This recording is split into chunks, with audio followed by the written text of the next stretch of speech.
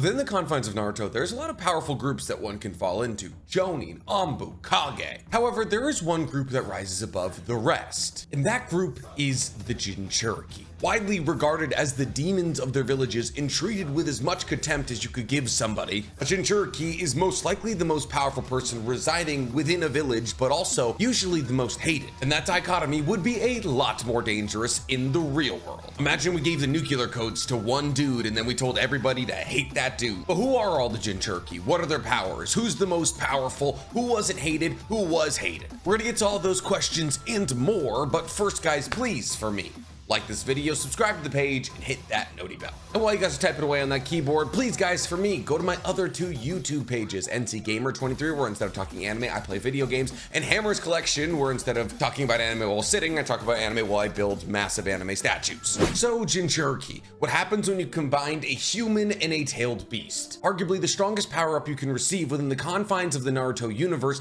and yet for some reason they are despised by everybody in their respective villages. Well, at least most of them are, because there is exceptions to that rule. But today we're not here to explain what a Jinchuriki is. Today we're here to explain each and every individual Jinchuriki there's ever been and where they fall in the grand power scheme of strongest to weakest ever Jinchuriki. Now, unfortunately for a lot of Jinchurikis, what we got to see was either filler or we never got to see anything at all from them. But my personal stance on filler is that if it gives us information that we didn't already have, then well, we might as well use it. Unless that information contradicts something else that we learned down the line. And unfortunately, our first Jinchuriki kind of falls into the category of somebody we don't know a whole lot about. That's for a multitude of reasons. One, he was technically the first ever Jinchuriki, not including Hagoromo. And two, upon having his tail beast sealed inside of him, well, he was sealed inside of a tea kettle for the rest of his life. My Naruto scholars in the comments will know that I'm talking about Bunpuku. You see, Bunpuku was an elderly priest from the Hidden Sand. And since the Hidden Sand captured Shukaku before Hashirama captured the other 8-tailed beast,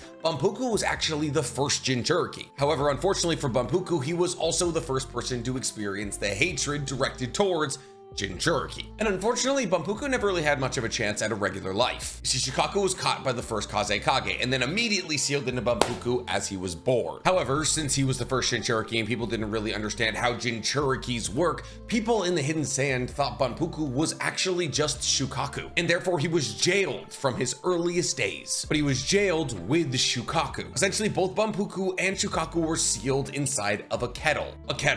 A kettle covered with a bunch of seal tags and a bunch of other chakra applied to it. But here's the thing, within the confines of this kettle, Bunpuku and Shukaku lived in harmony. You know how Naruto has Kurama locked inside of a cage? Well, that is a physical representation of the seal that Naruto has on Kurama. Bunpuku had nothing of that sort. And in fact, Bunpuku and Shukaku often had conversations with each other, in which Shukaku actually told Bunpuku that he reminded him of Hagoromo, the Sage of Six Paths, because Bunpuku didn't resent the people who shunned him into this tea kettle in the first place. In fact, on his hands, as he was a monk, he had inscribed in kanji, accept and heart. Except in order to remind himself to accept a situation, because if Shukaku is separated from him, he will die. And heart to remind him to forgive those who misunderstand his situation. This mental fortitude is actually what allowed Bunpuku to be such a good Jinchuriki for Shukaku. It's widely assumed that Bunpuku had access to a massive amount of chakra because he was a Jinchuriki of Shukaku and was able to use sand manipulation techniques. However, what's most important to regard when it comes to Bunpuku as a Jinchuriki is the fact that Shukaku never mentally degraded him. Bunpuku was able to live with Shukaku almost his entire life, from infancy to elderly. On top of that, we know that Bunpuku was incredibly talented in Fuin Jutsu, or sealing jutsu, because he was able to seal Shukaku within a tea kettle. And this was by using the technique that he created, the Dharma power sealing technique, Sen no Rikyu.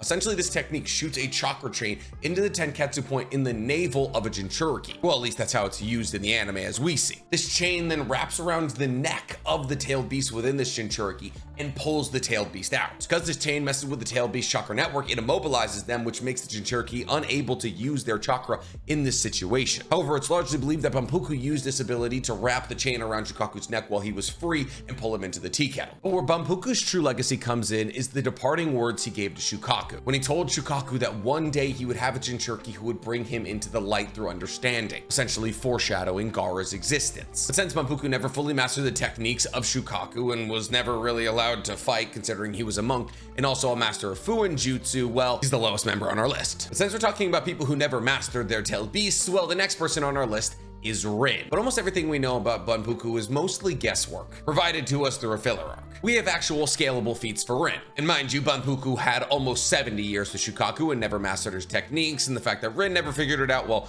really can't be held against her considering she had Isobu for what, like 2 days? Truly what we understand about Rin is even when she was sent to destroy the Kanami Bridge and she was abducted by Iwa forces after they put her in Genjutsu, her will was so strong that she didn't tell them anything about Konoha's war efforts, implying that there's a possibility that she has a small amount of Genjutsu resistance, which requires insane chakra control. And then when Obito was crushed by our world's most famous rock, she was able to transplant his surviving eye into Kakashi using medical ninjutsu, which even though the Uchiha make it look like a simple procedure, it is just anything but that. After the destruction of Kanami Bridge though, Rin was secretly abducted by Madara under the guise of it being the Hidden Mist. She then had Isobu forcibly sealed inside of her, and she was sent back to Konoha, being chased by Anbu and Jonin from the Hidden Mist. It's at this point that she committed suicide by jumping in front of Kakashi Chidori. She did this in order to protect Konoha, implying that even though she was a genin who had survived the Third Great Shinobi World War for a pretty long amount of time, and that's saying something because that was the bloodiest conflict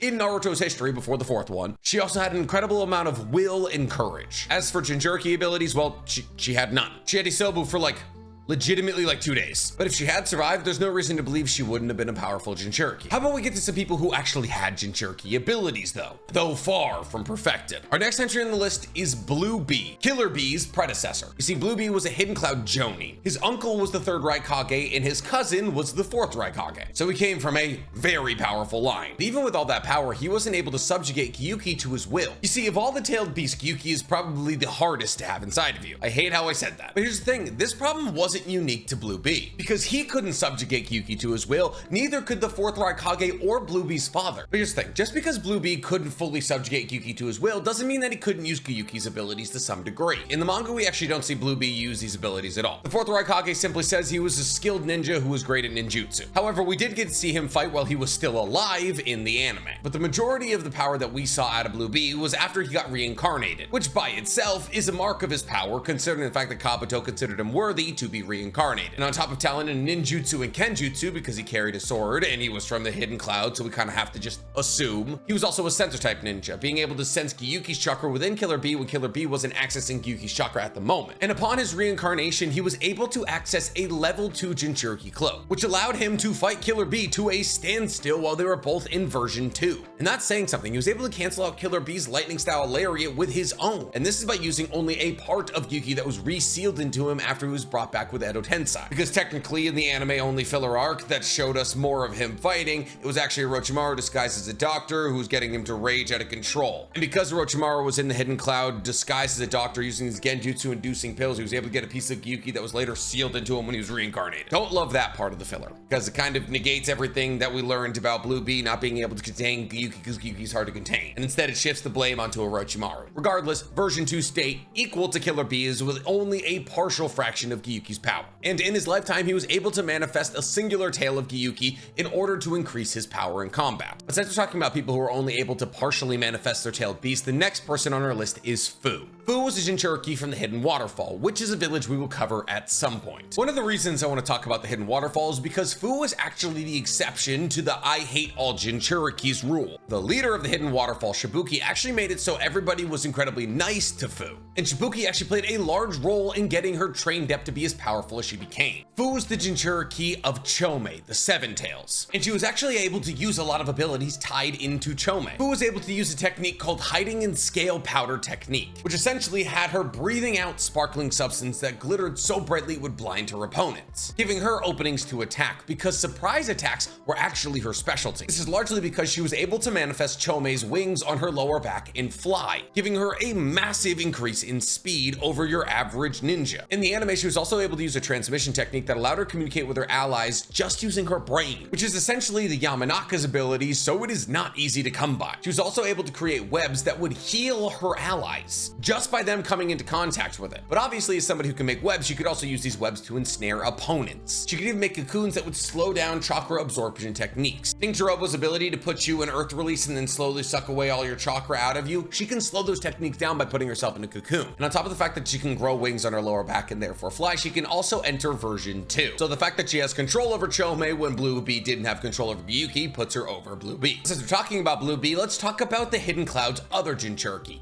Yukito Ni. Yukito became a Jinchuriki of Matatabi, the two tails, at the age of, well, 2. And because the Hidden Cloud was kind of sick of their Jinchurikis freaking out and losing control of their tailed beast, they put Yukito through a grotesque training regimen to make her control Matatabi. And by the end of this training regimen, she could, making her our first Jinchuriki on this list who's able to at will transform into their tailed beast. And as a Koinaichi, she was so powerful that Killer Bee, who was technically older than her, looked up to her. See, Yukito was able to use Fire Release, albeit in a gross way, because Fire Release is a specialty of Matatabi. Essentially, Yukito could shoot Fire Release hairballs. And these hairballs would essentially be a mouse made of hair covered in flame. These hairballs could then split into individual threads of fire that would chase down opponents and explode upon contact. And when she was done being gross like that, she could be gross in another way, by Wolverining her nails into giant claws. She could do this with both her fingernails and her toenails, which I'm not going to show you my toenails, which when combined with her taijutsu prowess made her deadly at close combat. And when Yukito turned into Matatabi, she was able to breathe fire, being able to shoot fireballs so massive out of her mouth that it could destroy an entire building in one go. But just because Yukito had the ability to transform into the two tails at will didn't mean that she had the full control over Matatabi, and therefore she couldn't do things like tailed beast bombs. Urakata was from the Hidden Mist, and he was the tailed beast of the Six Tails, Saiken. However, Urakata left the Hidden Mist village during the Bloody Mist era, like so many other powerful ninja. But because the circumstances that made Urakata leave the Hidden Mist village were kind of hazy to even himself, essentially his master saw the burden that being a Jinchuriki was putting on Urakata, and therefore his master tried to pull Saiken out of him to fix Urakata's life. However, this ritual went wrong and it actually turned Urakata into Saiken like a Jinchuriki transformation, which ended up killing his master. Disillusioned and confused after this transformation, Urakata then left the Hidden Mist village. But when you leave the Hidden Mist village, you get Hunter Nin sent after you, a special grouping of the Ambu specific to the Hidden Mist village, built in order to track down people who leave the Hidden Mist village. So as Urakata tried to live his life as a wanderer, he constantly had to fight off enemies like the Hunter Nin. But this was relatively easy for him because he was a very talented ninja. He was able to sense Naruto's unusual chakra and even sense when people were molding chakra for ninjutsu. On top of this, he was relatively tapped into senjutsu. While not being a sage himself, he was able to track nature energy. He was able to do this with his soap bubble ninjutsu. But what was his soap bubble ninjutsu? Well, it was pretty much his entire shtick, so we should probably get into it. Essentially, Urakata was able to use water release in combination with his bubble blowing relic in order to create, well, bubbles. And these bubbles can be vastly different. He can blow bubbles at somebody that will explode upon contact. Or Urakata, a lot like Deidara, can simply just explode these bubbles whenever he wants, because these bubbles are inherently made of his chakra and therefore he has control over them. On top of this, Urakata can actually combine Saiken's abilities into these bubbles, being able to combine things like Saiken's acid to make acid bubbles, or Saiken's ink to create ink-filled bubbles, both of which either immobilize or kill instantly upon contact. But these bubbles can be used other ways than offensive. Urakata can also use a thing called bubble release drift, where he puts himself or somebody else, or the combination of the two things in a bubble, which allows him to escape a situation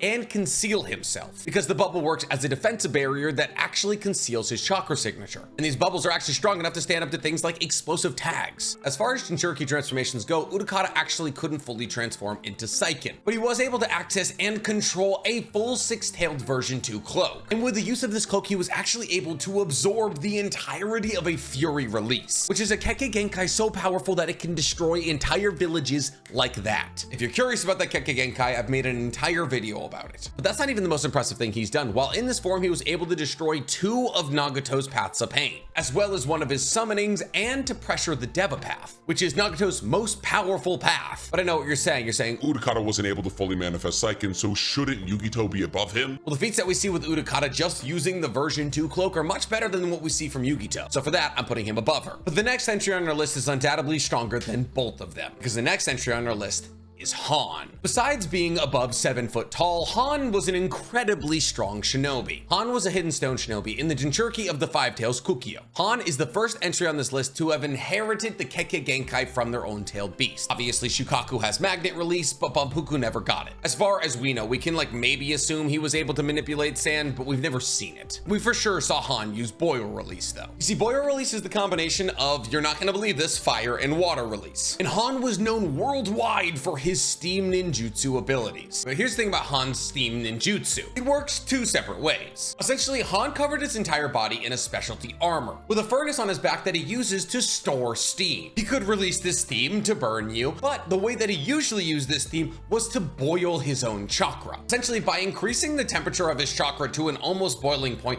he was able to increase his speed and physical prowess. This is essentially a Stone Age way of what Naruto did with Baryon mode. You see, by Naruto ramming Kurama and his chakra together, he created a new type of energy, which he used to increase the temperature of his own chakra, which is why he was able to move significantly faster. This is also why 8 Gates gives you such a large increase in speed and strength, because by pumping all of your chakra to your heart, you increase your BPM to such a rate that your blood actually begins to boil, and this is where the red aura comes from. Han can do this at will and without killing himself. Obviously to a much lessened effect, but not really by that much, because outside of being known worldwide for his steam ninjutsu, what he was also known worldwide for, according to the 4th data book, was having the fastest taijutsu in the world. Yeah, that's right. Faster than Guy, faster than Rock Lee, faster than Kakashi. Hell, faster than the Raikage. His taijutsu, with the assistance of his steam ninjutsu, was the fastest in the world. Not to mention, once again, he's 7 feet tall. This is why he was able to keep up with Naruto in his Jin cloak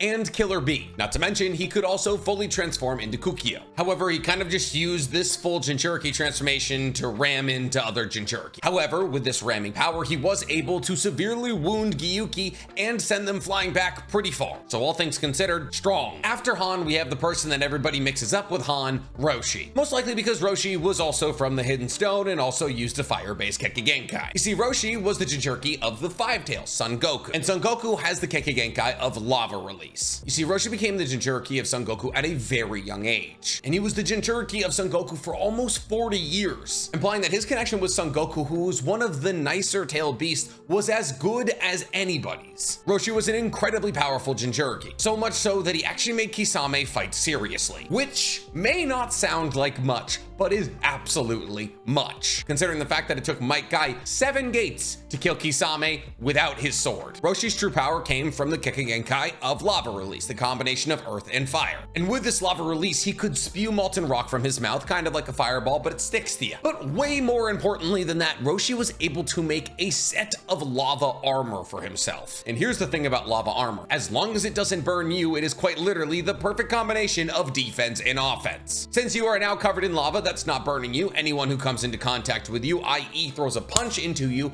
will be burned. And therefore you can assume if you were to throw a punch back at said person, once again, they will be burned. And this lava armor set is so powerful, it was able to burn Naruto in his Jin cloak mode. Now, the full extent of his control over Son Goku isn't necessarily known. We know that in his fight against Kisame, he was able to manifest one tail of Son Goku. And in the war arc, Toby forcibly makes him go under the transformation into Son Goku. So considering the fact that he was able to be forcibly put into a Jinchuriki transformation leads me to believe that he was able to do it in his life. And in this mode, obviously, he still has access to things like Lava Release and Tail Beast Bombs, but also in this mode, he had so much strength, he was able to pick up Gyuki and throw him a very far distance. And once again, I know what you're saying, well, Nick, the guy before this guy was quite literally the fastest person in taijutsu on Earth. How is Roshi stronger than him? Lava Release is just stronger than Boil Release. It's just the truth. And if we assume that both of them can undertake full Jinchuriki transformations, well, then that point is moot. But if that placement made you angry, well, the next one's also probably not going to help very much. You see, for this placement, I'm actually doing a shared spot, because while these two people aren't the same person, they're very similar. And we can basically assume all similarities between the two of them. The next two people up on our list are Mito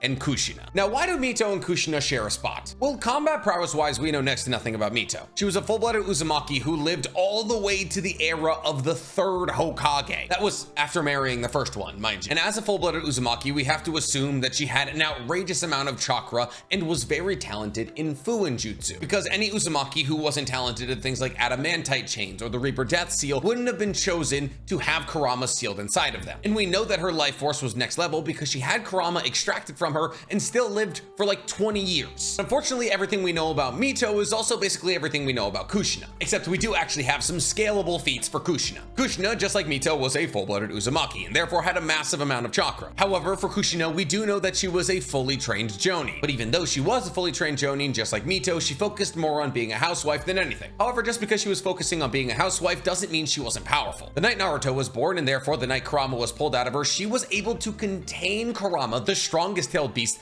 by a far margin by herself. And mind you, she was able to do this after having Kurama pulled out of her. Most Jinchuriki, upon having their tail beast pulled out of them, die immediately. Kushina was still running around helping Minato with the fight, and still had enough chakra to stop, well, at least most of Kurama, not enough though. But these are all things that we could assume for Mito. Mito almost definitely was able to use the adamantite chains, and those adamantite chains were probably strong enough to seal Kurama. We also know that neither of them were able to undergo anything in terms of a Jinchuriki transformation. Well, we don't know that, but we never saw anything. We've also never seen either of them use a jutsu based off Kurama's chakra. But based on just literally being full-blooded Uzumakis capable of sealing tailed beasts by themselves, that puts them above everybody else on this list. You know who it doesn't put them above though? The kind of person who would make Itachi have to fight very seriously. And that could be no other person but Yagura. Yagura was the fourth Mizukage. He was unfortunately being controlled by Obito with a genjutsu that nobody could identify for the majority of his life, which made him trump up all the worst parts of himself, eventually creating the Blood Mist Village. You see, as a child, Yagura was put through the barbaric ninja academy of the Hidden Mist, where he was forced to kill his fellow students in order to become the strongest shinobi possible. And since he didn't die in this academy, he was considered one of the strongest people in the village. This was even further expressed when he became the Jinchuriki of Isobu after Rin's death. You see, when a Jinchuriki dies with a tailed beast inside of them,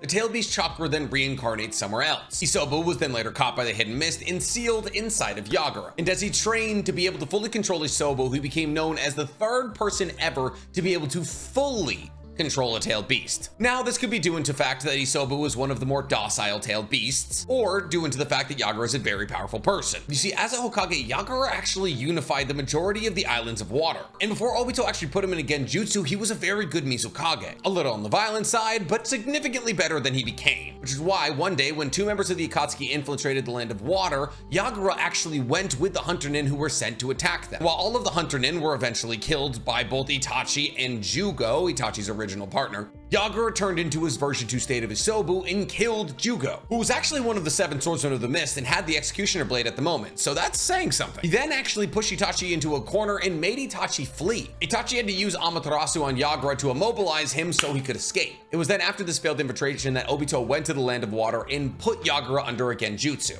which made Yagura manifest all of the worst parts of himself and create the true Blood Mist Village. You see, this is a common misconception. People believe that Itachi was actually the person who killed Yagura. It's actually not the case. You see, as Yagura read a tyrannical reign over the Hidden Mist, people began to rebel against him, most notably Zabuza. And it wasn't until Ao actually acquired a Byakugan from a Hyuga clans member during the Third Great Shinobi World's War that they realized he was under genjutsu. And upon being broken out of this genjutsu, Yagura fell into a depression so severe that it actually killed him. And then Isobu was caught down the line by the Akatsuki. You see, Yagura's abilities were no joke. Once again, he killed a member of the Akatsuki and almost killed Itachi. And this was mostly because Yagura was able to use his weird kind of hook club thing to increase his water release techniques. You see, Yagura was able to create water release mirrors that could reflect all ninjutsu, a bit like Itachi Susanoo's Yata mirror. However, unlike Itachi's Yata mirror, these water mirrors actually reflect the attack back at the user. Not to mention, in the anime at least, he was very talented with wind release. And that is not to mention that Yagura, unlike anybody else on this list, had full control over his tailed beast, meaning that he could not only enter version 2 and use tailed beast balls on his opponents, he could also fully transform into Isobu. And he had so much control over this version 2 cloak, he was actually able to survive Amaterasu, though it did leave him gravely injured. On top of that, while in version 2, he was able to use an ability called Coral Palm. Coral Palm allowed him to grow coral wherever he wanted, essentially, and if used on an opponent, it could immobilize them or even kill them. However, when he's fully transformed into Isobu, he's able to use Isobu's true strength, turning into a ball and rolling at people at high speeds. Essentially, the Akamichi's entire gambit, but on a much larger scale. But since we're talking about people who are able to control their tailed beast completely, next up on our list is somebody who it took a bit of time to figure that out, but eventually did, Gaara. I feel as though I probably don't need to explain a lot of Gaara's story to you, but I will anyways. One day, the daimyo who controls the Land of Wind decided to cut the budget for the land hidden in the sand, which is not great for the land hidden in the sand because the only export they have is ninja work. So wanting to make sure that the hidden sand would have ninja work forever, Rasa, the third Kazekage, decided to make one of his children the perfect weapon, aka a Jinchuriki for Shukaku. The only problem is his first two children, Tamari and Kankuro, were not compatible with Shukaku, and that didn't sit well with Rasa, so he decided to seal Shukaku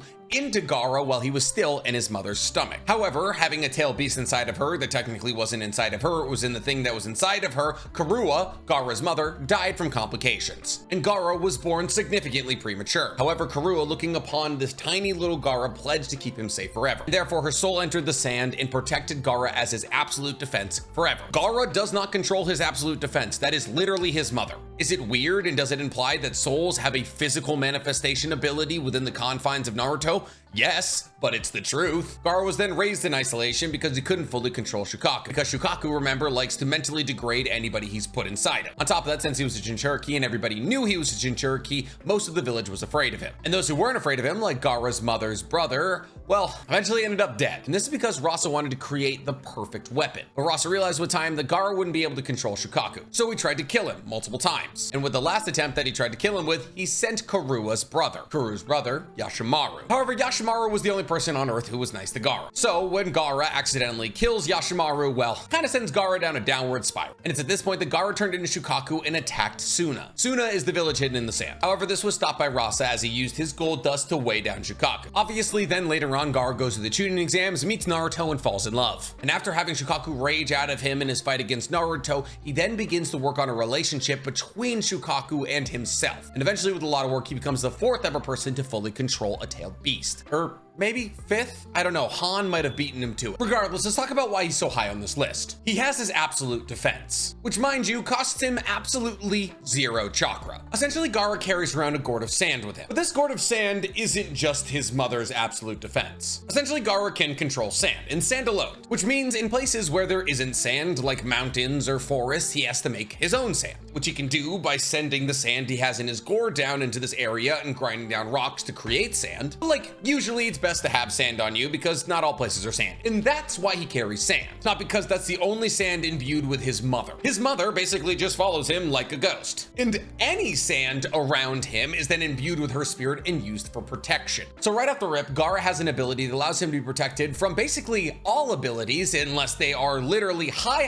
hypersonic speeds. Then there's obviously the fact that because he has Shukaku inside of him, he can control sand. And even as a genin, he was able to cover an entire field in sand and do a massive sand burial on all of it. And without Kimimaru's second version of the curse mark and the fact that he had Shimkatsu Nyaku, this would have killed him. Gaara was able to defeat Rock Lee, who opened up to, I believe, the 5th gate in a fight, protected the entirety of Suna from a bomb from Deidara, went on to become the 5th Kazekage, where he became the leader of the allied shinobi forces, and where he defeated not only his father in combat, but multiple other Kage-level threats, who, mind you, were Edo Tensei, so they had infinite chakra and infinite regeneration. But even before all of that, he had insane levels of chakra. And here's the thing, they may not be tied into Shukaku. You see, using sand as Gaara uses is incredibly chakra depleted. And for a long time we could say, well, yeah, he can tap into the chakra of Shukaku in order to make sure he can control as much sand for as long as he wants. But he lost Shukaku in Shippuden, and we've never seen a downtick in how much sand he can control. Being able to pull off things like Grand Sand Mausoleum that's so powerful it can bind Otsutsukis for a couple of hours. On top of that, he knows Earth, Lightning, and Wind Release. And his taijutsu is actually on par with Naruto's. You see, for a long time, Gaara realized that he had weaknesses in taijutsu. He had been pushed to the edge by people like Rock Lee, and therefore wanted to up his taijutsu prowess. So in the anime, he trains with Shira, you know, the 7 heavenly breaths guy, to get his taijutsu to a level that is comparable to Naruto's. We know this because Gaara fights Kinshiki, and when Gaara and Kinshiki are fighting using taijutsu, Kinshiki states that Gaara's taijutsu is equal to Naruto's. On top of this, we learned in Gaara Hiden that Gaara has inherited the magnet release. See, Gaara can control sand because Shukaku could control sand. And then after Shukaku was pulled out of Gaara, Shukaku had so much goodwill for Gaara that he was still able to control sand. But Gaara's magnet release actually allows him to increase the density of chakra within said sand. And he inherited that from Rasa. However, he doesn't like to use this well because he hates Rasa. Not to mention that Gaara's absolute defense sand shield is so powerful that by the time he's an adult, he can shrug off attacks that Sasuke Susanoo can't. And in the same vein, by the time that Gaara is an adult, he can also fully undertake Shukaku's tailed beast transformation. Hell, right now you could argue that Gaara is stronger than Naruto. I mean, I wouldn't, but you could. But since we're talking about Naruto, let's talk about his dad, Minato. Yes, Minato is a Jinchuriki, even though it's incredibly stupid. Minato, upon casting Reaper Death's seal on Kurama, was able to pull half of Kurama into the Shinigami stomach with himself. For some reason, Minato decided to take the good half of Kurama and leave the bad half with his infant son. And because he took the good half of Kurama, over the 16 or so years he was in the Shinigami stomach, he was able to become friends with it. And since they became friends and their fight ceased in the Shinigami stomach, their chakra melded, which for some reason had Minato coming back as a perfect Nine-Tails Jinchuriki. And I mean perfect. Like, just as good as Naruto. On top of that, it was also revealed that he was a perfect sage, and he knows Flying Raijin, which allows him to teleport anywhere on Earth instantaneously. Well, at least anywhere he's put a mark. Oh, and mind you, these marks never disappear. Unless you're a Jinchuriki, in which case you can actually get rid of the mark, which is why Minato isn't able to teleport to Obito just instantly. What else do I need to tell you about Minato? He literally was able to defeat 1,000 shinobi from the Hidden Stone by himself. He was the youngest ever Hokage when he was elected as the 4th Hokage. He was able to use his Flying Raijin to create a net to redirect a tailed beast bomb from Kurama away from the village. He was the creator of the Rasengan and able to learn the 8 trigram seal from Kushina that he used to seal Kurama within Naruto. So even though he's a dumb entry on this list, he's a perfect Jinchuriki of the Nine Tails, a perfect sage, and the creator of the Rasengan, and can use Flying Raijin. I'm gonna go ahead and say that puts him above roughly everybody else on this list. But what we don't know about Minato is if he could undergo a Jinchuriki transformation. That is, if he could create Kurama. We know he can undergo the Jin Cloak transformation, but we never see him manifest as Kurama. Ooh, I made a mistake in my notes app. I accidentally put Killer Bee over Minato. 2 ways to play this, Nick. Either we find a way to explain that Killer Bee is stronger than Minato, or we acknowledge our mistake. There's an argument for it. I don't know if it's a hill I'm willing to die on, though. So let's just forget I said Minato right there and put Killer Bee under that, which is a perfect segue to our next entry on this list, Killer Bee. I mean, if you look at it like just from a Jinchuriki perspective, like technically Killer Bee is a better Jinchuriki than Minato. Because like we don't know if other tail bees could get a Jin Cloak. Like, could Gyuki give Killer Bee a Jin Cloak? And technically Killer Bee could turn into Gyuki fully, something Minato couldn't. This is a dumb argument. We all know that Killer Bee isn't as strong as Minato. Killer Bee is a shinobi from the Hidden Cloud. And while not technically related to the Raikage family, he was adopted by them. The thing about the Hidden Cloud is that the Raikage family technically need a tag team member. In order to pull off a perfect lightning style lariat, you need somebody of equal strength to lariat the other side to decapitate somebody. It's dark, but it's also badass. So when the 3rd Raikage had a son, A, the 3rd Raikage needed to find a partner for A in order to pull off their lariats. So the 3rd Raikage gathered a bunch of young children. Like, what's weird is that A was like in his like mid-teens and Killer Bee was just like maybe like 8 or 9. But regardless of all of the children gathered, Killer Bee was the only person able to pull off a lightning style lariat. And just like that, A and B became brothers. However, after A and B became brothers, Bluebee lost control of Gyuki for the final time, and this caused Bluebee to lose his life. You see, Bluebee had been chosen as the Jinchuriki of Gyuki because he was related to the Raikage family. But now because B was also technically part of the Raikage family,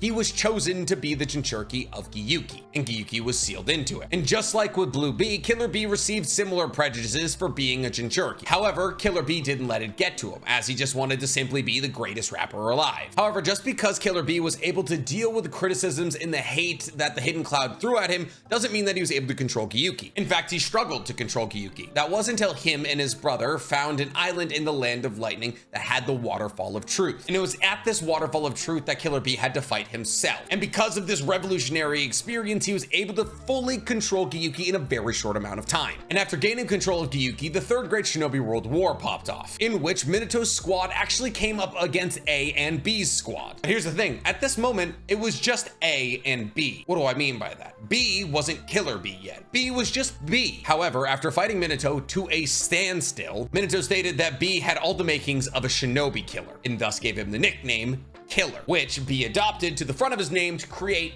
Killer Bee. When the 3rd Raikage died during the 3rd Great Shinobi World War and the 4th Raikage became A, Killer Bee's adoptive brother, that A, not the 3rd Raikage, A, said that Killer Bee would never be able to turn into Gyuki and had to stay within the confines of the Hidden Cloud in order to become the Hidden Cloud's ultimate protector. But enough about Killer Bee's backstory. We're gonna do a you know nothing about him eventually. Let's talk about his abilities. Basically, the first thing we ever see out of Killer Bee is him killing Sasuke twice. But he wasn't just completely outclassing Sasuke in that fight, he was also outclassing the entire entirety of Taka, which was filled with 3 low Kage level members at the time, and then went on to fight 2 tailed beasts simultaneously during the 4th Great Shinobi World War. But because Killer Bee has complete control over his transformation into Gyuki, he gets a couple of added abilities. Like, he can't be put under Genjutsu because Gyuki will disrupt his chakra in order to break him out of it. And at any point, he can tap into Gyuki's almost limitless pool of chakra. Killer Bee can also control version 1 and version 2 all the way up to 8 Tails modes, and completely transform into Gyuki himself, where he can fire tailed beast bombs that are so powerful it shoved the tailed beast bomb from the 10 tails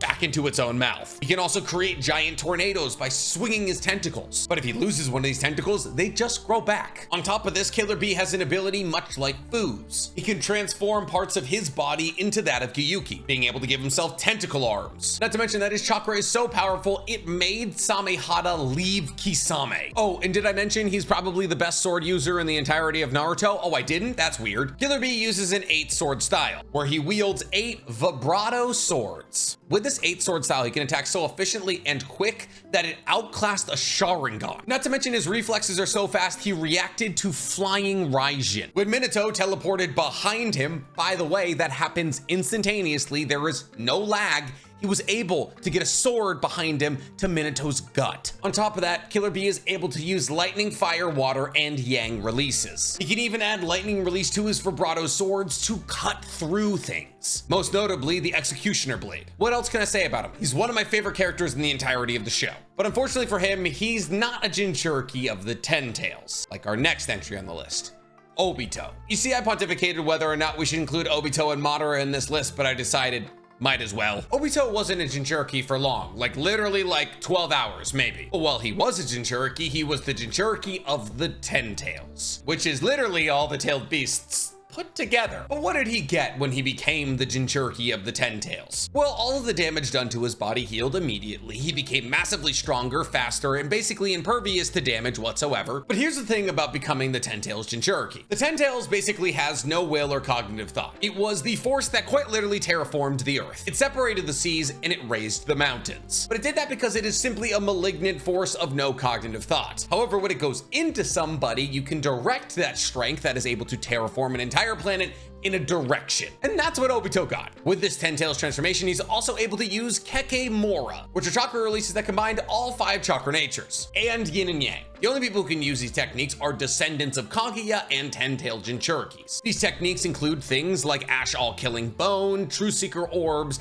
and the Sword of Nunabuko. True Seeker Orbs are impervious to all damage whatsoever from anything that's not Sage Jutsu. They can also create shields or spears or domes, and can be controlled by your mind at will, giving you basically an infinitely powerful telekinetic weapon. Ash All-Killing Bone is literally just a projectile that melts anybody it touches, and the Sword of Nunabuko is a sword used by Hagoromo that is stated to be what created the Earth. It is also stated to be able to destroy the Earth just as easily as it created it. On top of this, he had a Rinnegan, which he received from Madara. And while he technically couldn't use his Kamui ability while being the Jinchuriki of the 10 tails, that doesn't really matter. Because as a 10-tailed Jinchuriki and a holder of wood release because he had Hashirama's cells, he could create trees that could shoot tailed beast bombs. Not to mention, he can create the God Tree, which can cast infinite Tsukiyomi and put the entire planet under Genjutsu. Oh, did I mention that if True Seeker Orbs happen to, I don't know, rip your arm off, it also takes your soul with them? I didn't? That's weird. But since Obito has the Rinnegan, he was able to summon the demonic statue of the Outer Path, which is actually just the husk of the 10 tails that he took into himself. He can use all of the Paths of Pain's abilities. And you know, he can fly now.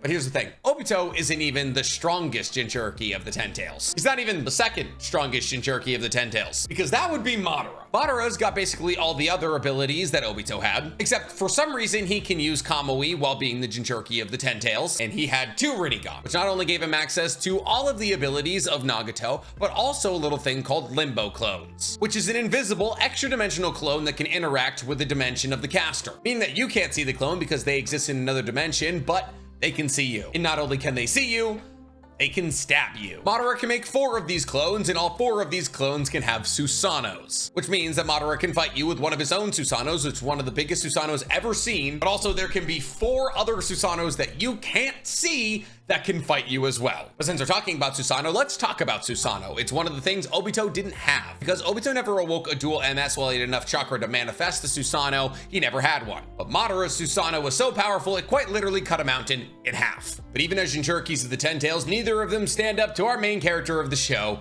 Naruto. Obviously, yes, the thing that Naruto is a Jinchuriki of is technically weaker than the Ten Tails, but not by a whole lot. You see, the Nine Tails is said to be stronger than all the other tailed beasts combined, implying that the Nine Tails would therefore then take up about at least 50% of the Ten Tails' strength. And technically, the Ten Tails that Naruto fought during the Fourth Great Shinobi World War didn't even have all of Kurama. It just had the Gold and Silver brothers who were tossed in there, and they could only use a version 2 state. Where do we even start with Naruto? God. He technically has reactivity speeds of faster than light because he has dodged literal lasers which have been stated to move at light speed. He has small planet durability because he was able to tank a shot from Toneri that literally split the moon in half. His mastery of Jin Cloak before he got Sage of Six Paths chakra made him as fast as the 4th Raikage using his lightning cloak, making him effectively the fastest human on Earth because the fastest human on Earth after Minato's death was the 4th Raikage. He was able to share his chakra with the entirety of the allied shinobi forces. Jinchuriki pulled chakra out of him for 6 hours straight and didn't even get half of it. He unlocked a new mode with Kurama called Baryon mode where they collided their chakra together to make a new form of energy that allowed him to beat the strongest Otsutsuki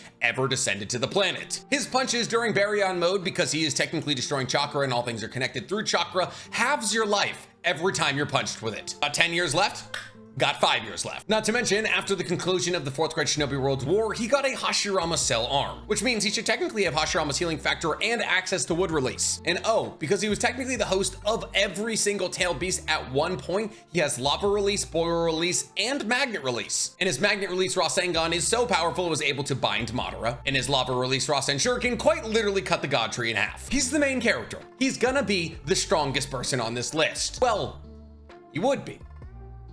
Not for the real last entry on our list. Yeah, that's right, ladies and gentlemen, we're talking about the true strongest Jinchuriki of the Ten Tails ever, Hagoromo. This point is slightly contentious because the majority of Hagoromo's true strength awoke after his death, and at that point he was no longer the Ten Tails Jinchuriki. In his lifetime, Naruto is probably stronger than Hagoromo ever was while he was living. That's not what we're talking about. Upon Hagoromo's death, he essentially became God. He became a living physical entity that watched over the entirety of Earth. He was, after all, the reason that the Earth had chakra, since his entire life mission after capturing Kaguya was to spread Ninshu to the entire world. For those of you who haven't seen my chakra explained video, Ninshu is essentially one part of a 2-part chakra mixture. In order to create chakra, you have to combine your spiritual energy with your physical energy. Ninshu is your spiritual energy. Hagoromo traveled the entire Earth teaching everybody how to tap into Ninshu. However, people then quickly found out how to add physical power to it, created chakra, and then molded chakra into ninjutsu. Let's also talk about the fact that while he was living, Hagoromo had access to creation of all things jutsu, which is